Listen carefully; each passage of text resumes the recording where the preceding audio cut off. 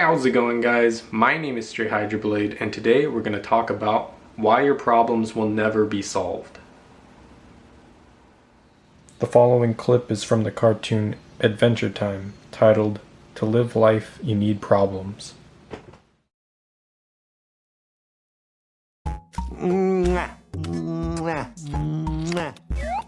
Get big, and the chip will fall out of your teeth. You think I could stretch out of everything? You're so naive. To live life, you need problems. That's stupid. If you get everything you want the minute you want it, what's the point of living?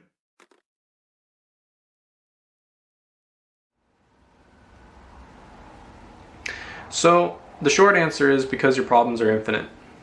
As soon as you solve one problem, another problem pops up. And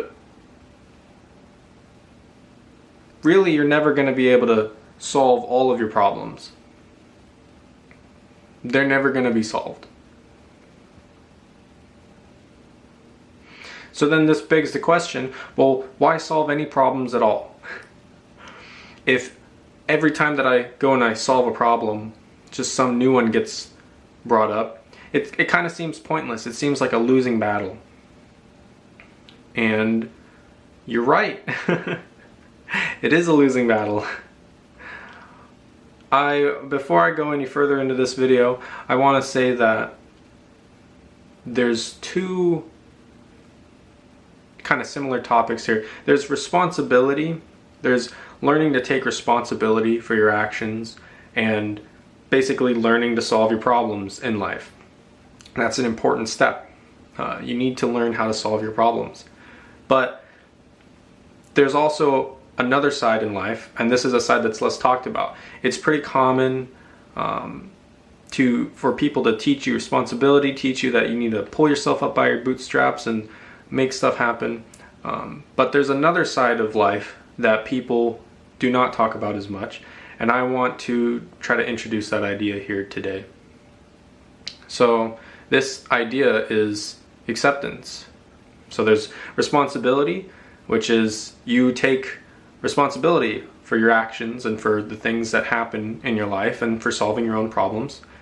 And then there's acceptance, which is you realize that you really don't have any control or say in anything that happens, even your own thoughts or your own actions, that it's all the outside world that is determining this stuff. If somebody punches you in the gut and you feel pain, you didn't really have any choice in feeling that pain. It just happens. That kind of thinking. And why acceptance is important is because just like how responsibility is important for having a healthy life, acceptance also is another side of life that's important to learn. Because there's some things in life you're going to have to learn to accept. That if you don't accept them, you just hold on to them, it's going to damage you emotionally and it's going to hurt you later on in life.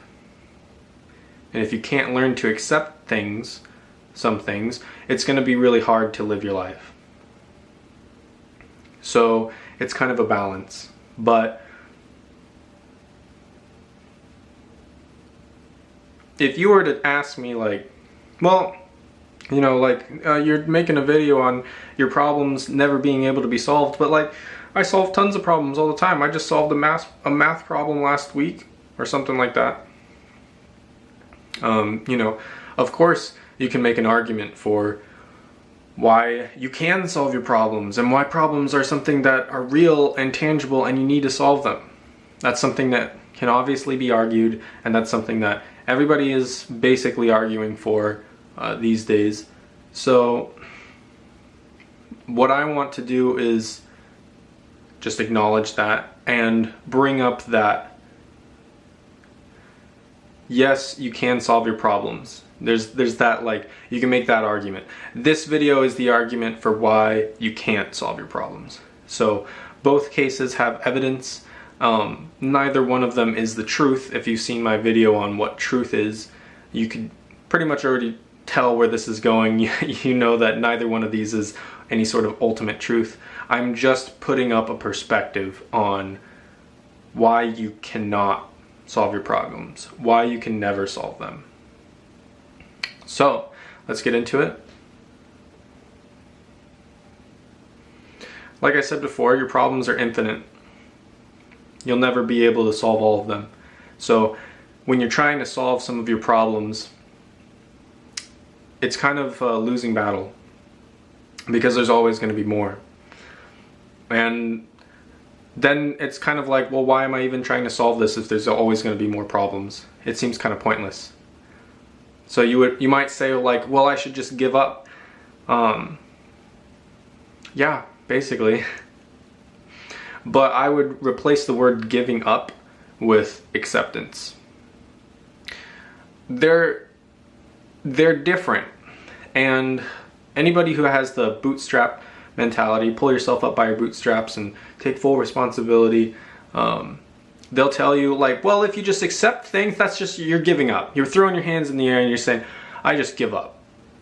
And there is some cases where that wouldn't be a very wise idea, but what I want to talk about here is more looking at it from the acceptance side of things, which is you don't view this as you not taking responsibility. I mean, you're not taking responsibility. This is you saying, I realize that that responsibility is kind of just an illusion, that nothing that I do is really my own choice.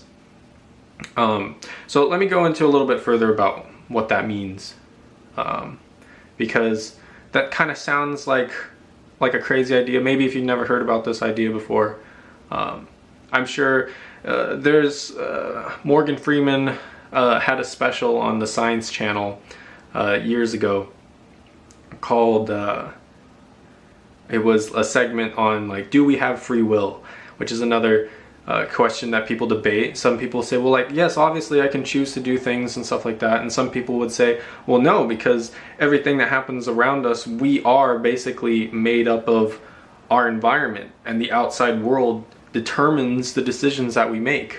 You know, you're not going to go to college if you live in the rainforest. That's because that's just not an option for you. So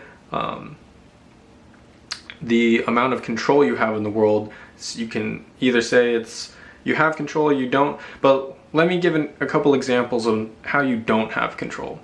So I think the first example that comes to mind is the thoughts that go through your head. So for example, if I say pink fluffy unicorns dancing on rainbows, then you're thinking about that. You didn't really have the willpower to choose whether or not to think about it or to stop thinking about it, because in that moment when I said pink fluffy unicorns dancing on rainbows, that's what came into your mind. That's what was in your thoughts. And you didn't really have any say whether or not that was in your thoughts. Another example might be, have you ever tried to not think about anything? You might notice that if you sit down, close your eyes, and you try not to think about anything, what happens is, of course, thoughts come into your mind. Just unconsciously, they come into your mind. So, some other ways that we don't have control might be, here's kind of a more well-known or like obvious, I guess, example is the government. A lot of people like to kind of play the victim and say like, well, you know, the government's keeping me down, or like the government stops my small businesses or something like that, or, you know, we have all these COVID laws and we have to abide by them, and screw the government, I feel repressed, or something like that. There's an example of how you don't really have control. Another thing is maybe you want to choose where to live. Well, where you live is based off of maybe how much money you have, because if you want to live somewhere else other than where you are right now, it might cost more money, and if you don't have more money, well, you can't live there. So it's not really a choice about whether you want to live there or not. It's really just about how much money you have or not. Another example might be something like learning how to make money. And this is a topic I think a lot of people look up nowadays, is they go into YouTube and then type up how to make money fast, how to start a business, stuff like that. And the kind of whole idea is that, well, you're the one who is like responsible for making money. You have to go out and make it happen. But really, I have the answer for how you make money, and it's pretty simple. The answer for how you make money is you make money. Ta-da! Pretty mind-blowing stuff, huh? But yes, really, if you want to put it simply, that's how you make money. You make money by making money. All you have to do is make money. So you can kind of see like, well, there's this huge problem with that, because it's like, you're not really telling us anything. What about all these steps and all these things that you have to learn and all these strategies? And it's like, yeah, that's how you make money, is by doing all those things. So you're literally, how you're making money is by making money. So you can't really get around that. What are some other examples of how you don't have control? Really, like, people think that they have control over making money, but the simple thing about it is that you don't have control about making money. You make money by making money. It's that simple. It's really just like, if you make money, you make money. If you don't make money, you're not making money. And that's not something you can really control. It's kind of like winning the lottery. It's like, well, how do you win the lottery? Well, you can say like, oh, well, I gotta buy more tickets, or I gotta go to the right places, the right vendors, because they have like the better cards or something like that, a higher chance of winning. But really, how you win the lottery is you win the lottery. And that might be a little bit easier to understand, because when you say, oh, you win the lottery, winning the lottery is like saying you just got really, really lucky. And people kind of think, when they talk about making money, they think that, well, making money, that's not luck. You have to take responsibility for that, and you need to go out there and make the money yourself. But when they talk about the lottery, they say, well, the lottery is really just random chance. It's all up to, you know, maybe some people might say like, well, if you have to take responsibility in that case too, because you have to go out and buy a lottery ticket. If you don't go out and buy a lottery ticket, then you don't even have a chance. So you have the responsibility to go out and buy a lottery ticket. But really, it's just chance. It's just luck, whether you win the lottery or not. It's like a 1 in a million chance, right? And you don't really have a choice in that. It's kind of the same thing with making money. Once you've tried to make money for long enough, the thing is, some people will go out and they'll try to make money and they end up making money. Or maybe you go and look at a rich person, and this rich person, you ask them like, oh, how did you get rich? Because obviously whatever this person's doing, this rich person, it must be the right thing.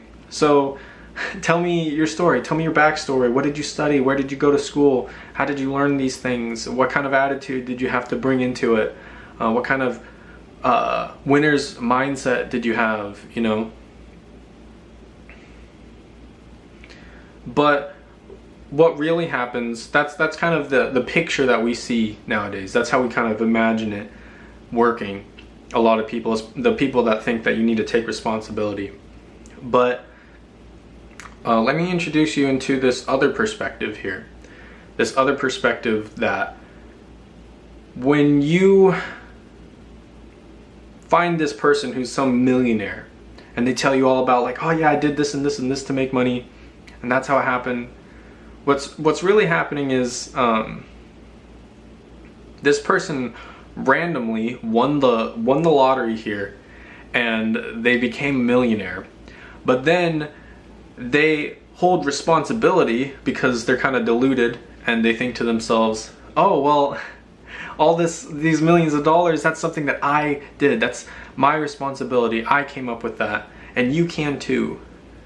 But really, it doesn't matter whether or not you try to make money, because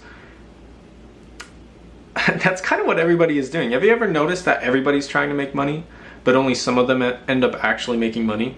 It's not because like, well, some of their tactics were stupid and the other ones, those were like the right tactics. It's really more that it's like winning the lottery. Everybody's trying to win the lottery, right? But only a few people do. And it'd be kind of stupid if somebody who won the lottery was like, well, you know, and they took responsibility for it and they say, well, I won the lottery because of my intelligence and my prowess, and I just played by the rules, I did everything right, and that's how I won the lottery. And here's the steps that you could go out and win the lottery right now. And then it's kind of obvious in that case, because it's like, no, you didn't. You just went out and you randomly got it, and now you're kind of telling everybody else, like, oh, this is your success story, this is how it happened. So that's another example for how you don't really have control in making money.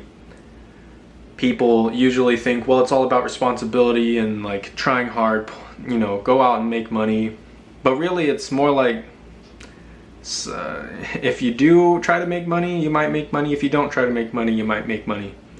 But only sometimes when people make money, they take responsibility for that and they say to everybody else, and they create this illusion that they are responsible for it, and they say, oh yes, I came up with this, I made the money, and you can too. And they go out and say stuff like that.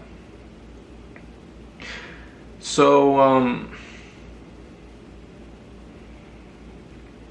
what are some more examples for how you don't have control?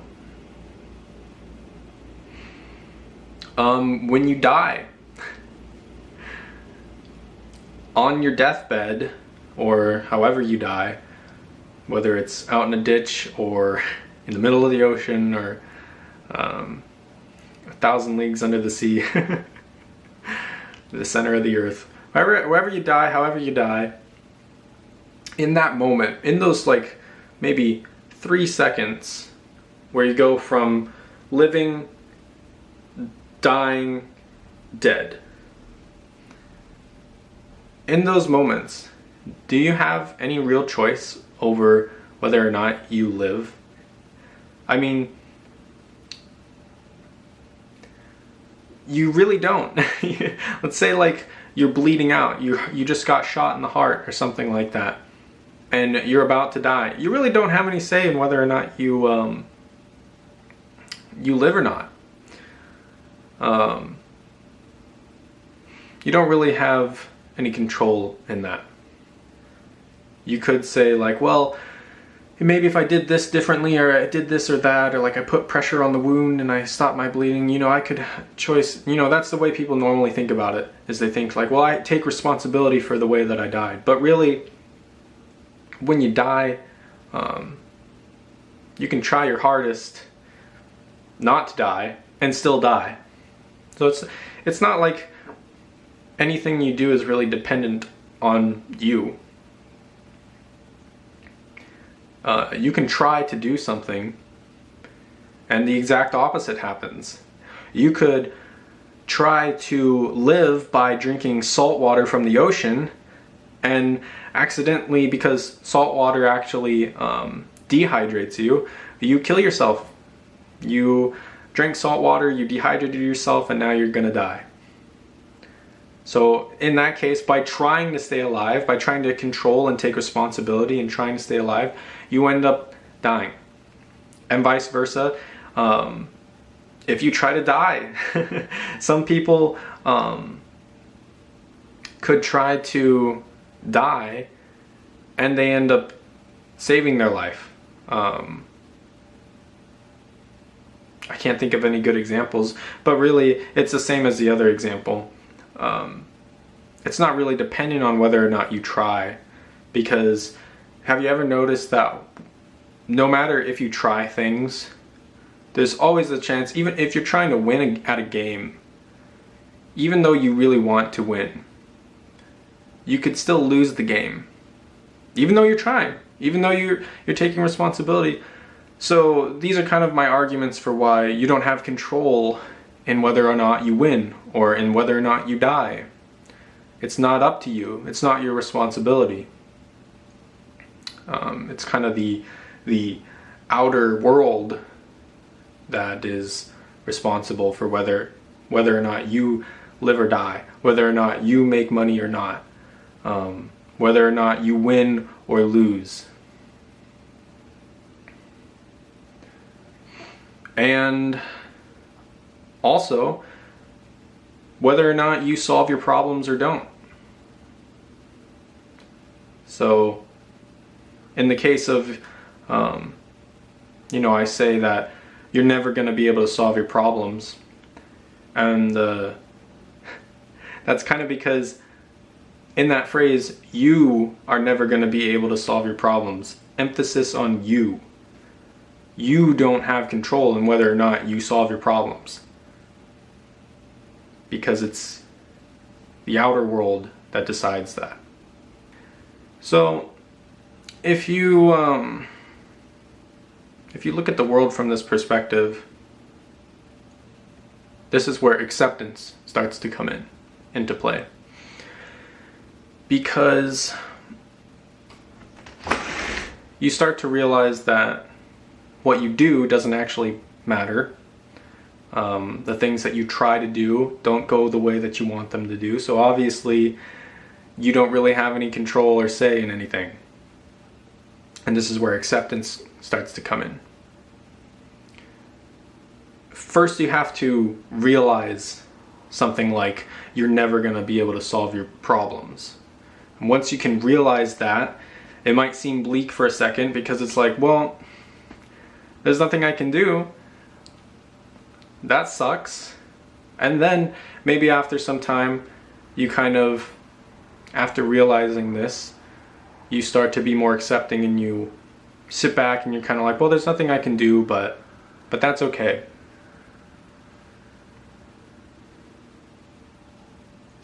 Because you have accepted it. And with acceptance, they say comes peace. Kind of this tranquility about the world after you have accepted everything. That means you accept things like, trying to think of an example of something you wouldn't want to have happen to you. Maybe murder.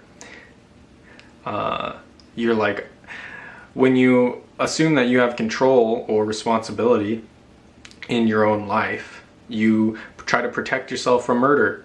You might think like, well, I don't want some robber to come into my house, or and you're like deathly afraid of this. You have this like guttural fear about it, and with that fear comes this idea that what I do really freaking matters. Whether or not I buy a gun to protect myself, or I lock the doors at night, or something like that. You start to really believe that, I need to protect myself. But with acceptance, it's not as if you just stop protecting yourself. You have to, this is why you have to first learn responsibility before you can learn acceptance. Because you really need to, if you want to have a healthy life, you need to have that foundation of taking responsibility for your actions. But since I'm kind of assuming you've already done this stage, let's say you've already done this step in your life, and you can wake up on time if you need to. If you need to make your bed, you can. To be careful, to be cautious. You've already kind of learned these things, then you might be ready for this acceptance. Because if somebody's going to murder you, you really don't have any control whether or not you're going to be murdered. You have the illusion of control, but you can still go out and, lock your doors, buy guns, protect yourself. Just using logic here. None of that really matters. Ultimately, you could still die of cancer then. You're still gonna die. You can't always protect yourself from everything. Because you don't really have control over it.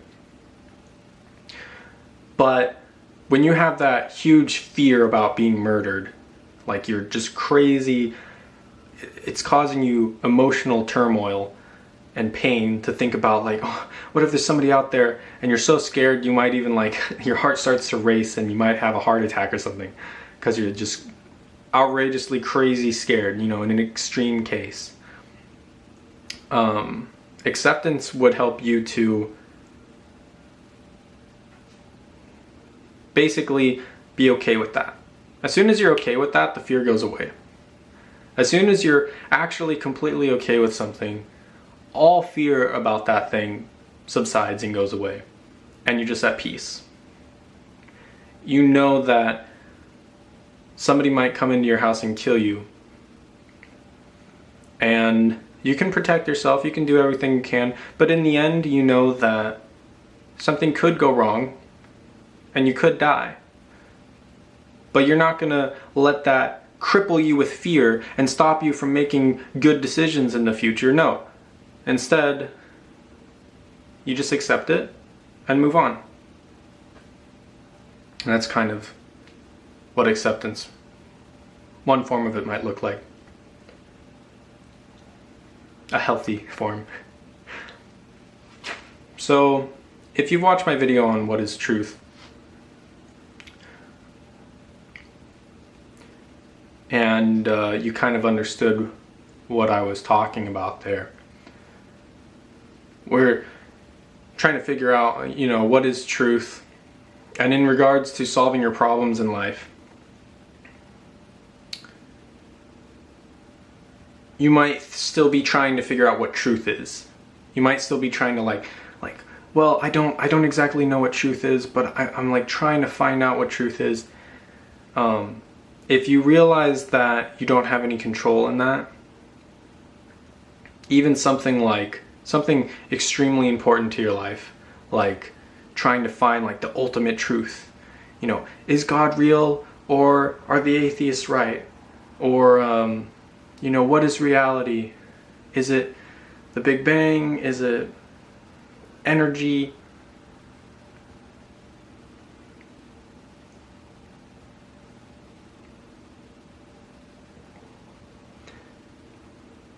Even a problem like that, because that's a problem that you're trying to solve, you can realize that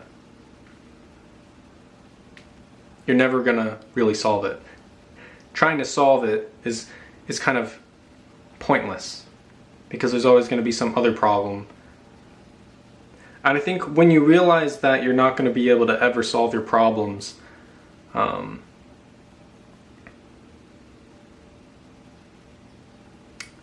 the only thing left to do is to practice acceptance. And just get comfortable with that. Get comfortable with the fact that, you know, you're still going to live life. You're still going to be doing the same amount of stuff that you used to be doing. You're still going to be trying to solve problems. You're still going to be living life. You'll be happy, you'll be sad. But you kind of take more of a back seat. More like, kind of like you're just watching your life as like a third person perspective.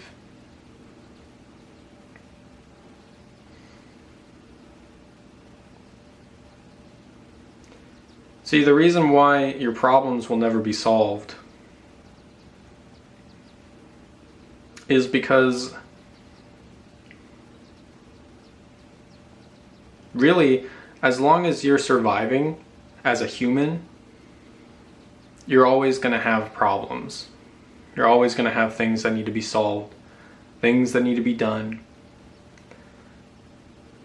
Because that's what survival is having problems.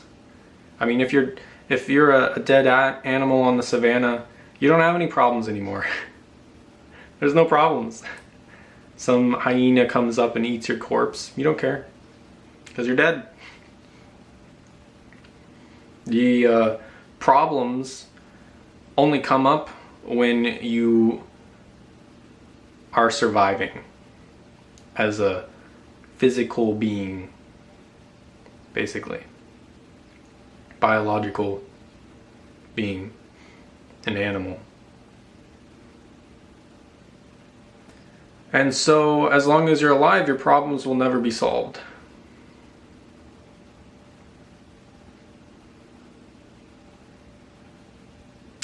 But when I say that, if you've watched my video on what truth is, you know that that's not truth. That's a perspective that you can take on it, and this is really talking about acceptance. We're talking about, there's the responsibility perspective, and then there's the acceptance perspective. And I'm talking about the acceptance perspective. Now, that's not actually true, because I could argue that, you know, you can solve your problems while you're still alive. And maybe even in fact that accepting your problems is solving all your problems. That the more that you can accept, the more problems in your life you solve, and that the key to life is to just accept. And then after that point, you have no problems. But in practice, of course, this is very difficult. If you don't have the proper,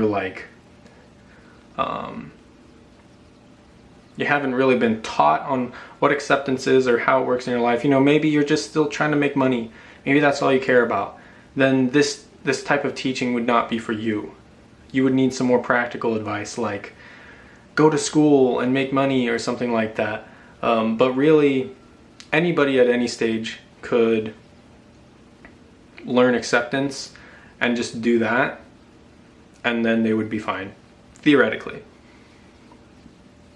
It's like the truth.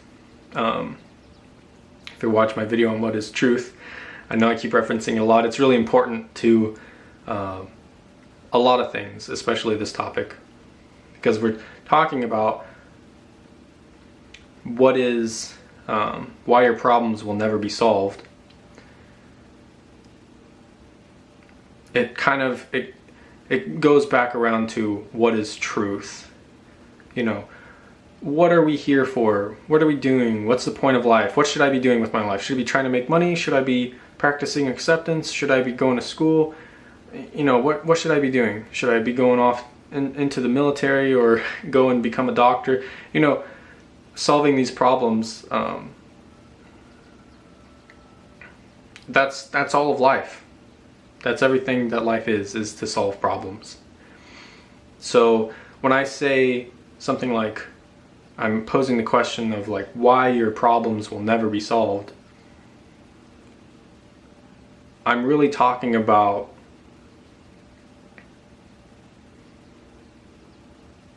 why your life is kind of pointless and meaningless. But when I say meaningless, that's not, okay, well, you know, meaninglessness, oh, boohoo, that's sad, you know, that's so devoid of meaning, that's depressing, no, meaninglessness, when you say that meaninglessness is sad, you just gave meaninglessness a meaning. Meaninglessness isn't sad, it has no meaning. It doesn't mean it's sad, it has no meaning. So don't get that idea. But another point to make would be that the way the mind works, let me kind of give you an example here with depression. So depression is when you have you don't really have any hope. You don't really have any motivation. There's this thing called fear that humans have. And fear is kind of the anticipation of pain or loss in the future. And then joy is kind of the anticipation of pleasure and gain in the future. So, you know, if somebody tells you you're going to get an ice cream cone, you might be pretty joyful because you're anticipating something good happening, something fun happening, something you like to happen. And so that's like, yes, I'm looking forward to the future. And fear is if somebody tells you that there is no God and that when you die, you're just going to be some void floating out in space, some nothingness. You're not going to feel, it's just going to be black. Then you hear something like that, then you get afraid and you're like, well then, that sucks. I don't want to go through that. I better make my time here on Earth as profitable as I can, before that day comes, or something like that. Maybe somebody tells you that they're gonna stab you with a fork. They're gonna poke you with a fork, and you wouldn't be really joyful about that. You'd have an anticipation of this pain that's gonna happen, and you'd flinch, and you'd be afraid, and you'd be anticipating this person gonna stab you with a fork. So with depression, what happens is you have this anticipation of pain or loss, and also this kind of hopelessness that you don't really believe that things are going to get better, or you believe that things are just going to get worse. So with depression, what really happens is people look at their lives, they're not really enjoying it, and they're maybe in a lot of pain. And when they look towards the future, the thing with humans is humans can look really far into the future. Humans can ask themselves, what's going to happen in 40 years when I die? They can anticipate that. They can be thinking about that. So when you're maybe 14 or 16 or 12 and you're younger and you think like, oh yeah, I'm going to go and hang out with my friends and that's going to be fun, and maybe you haven't really even started thinking about the future yet, you don't have any reason to really be depressed. But whatever age you are, whenever you start to realize that, oh wow, like things suck and things don't ever look like they're going to get better, or things look like maybe they'll get worse, then that's when you start to get depressed. That's when you start to feel hopeless.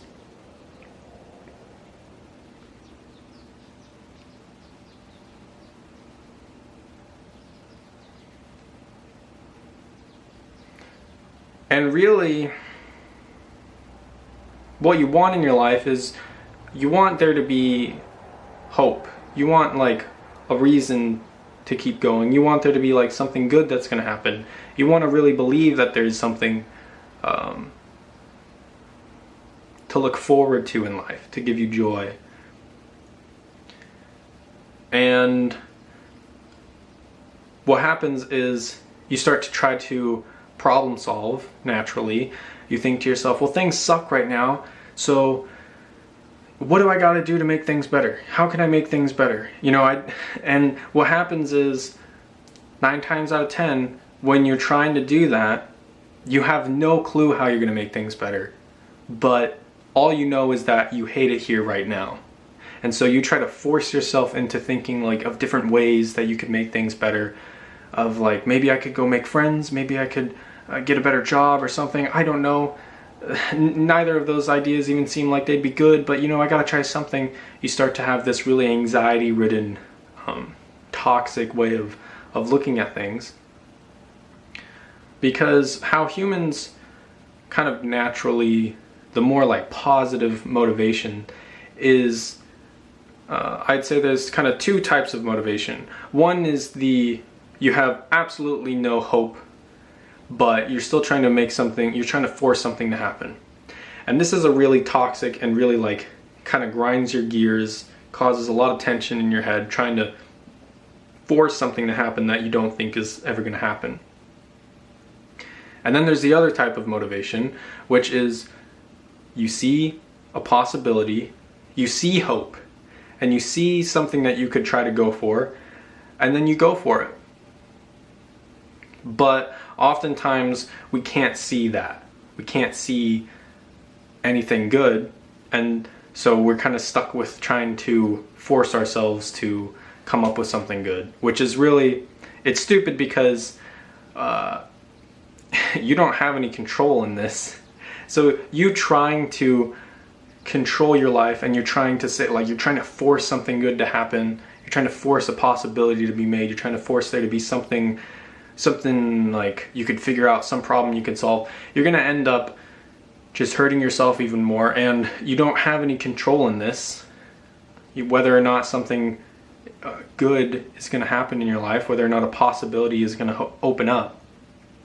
And it really just hurts you to try to force yourself to think. So now, when I say talking about your problems, you're trying to solve your problems in this case with this negative motivation. You're trying to force your problems to be solved. And you really believe that, maybe if I can force there to be something, then I'll finally be happy. It's kind of stupid, because good things are going to come up in your life whether you want them to or not. Just like bad things. Bad things will come up in your life whether you want them to or not. Good things will come up in your life whether you want them to or not. And so when you practice acceptance, you can start to, you don't try to force yourself to figure out a problem, and you can realize that first of all, that's a toxic form of motivation, and you should be trying to go for something that you do think is possible instead of trying to force something to be possible, which is hard, I know, because let's say like you don't have any money. So of course you're going to think to yourself, well, I got to force myself to make money. I don't know how I'm going to do it, but I got to do it. And this causes so much pain. I've spent years trying to figure out how to make money without having any idea of how to do it at all.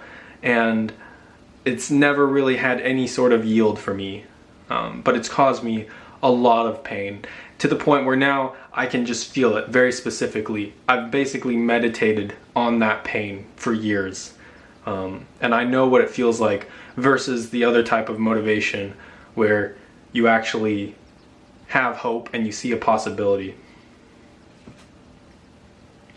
So in conclusion, we'll try to start bringing this all together now. I asked the question at the beginning of this, why your problems will never be solved. And the reason is because you're always going to have more problems. But what should you do about it?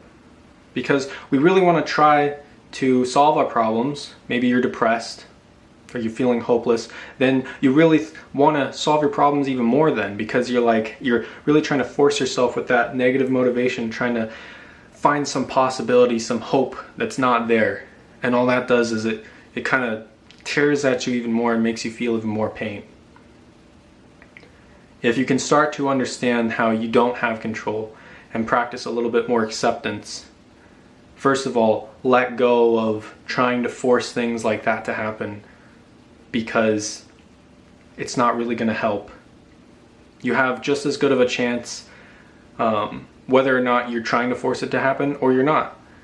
You have just as equal of a chance of good things will happen in your life whether you want them to or not, just like bad things. So you need to let go of this idea that you need to force yourself to try to solve your problems. And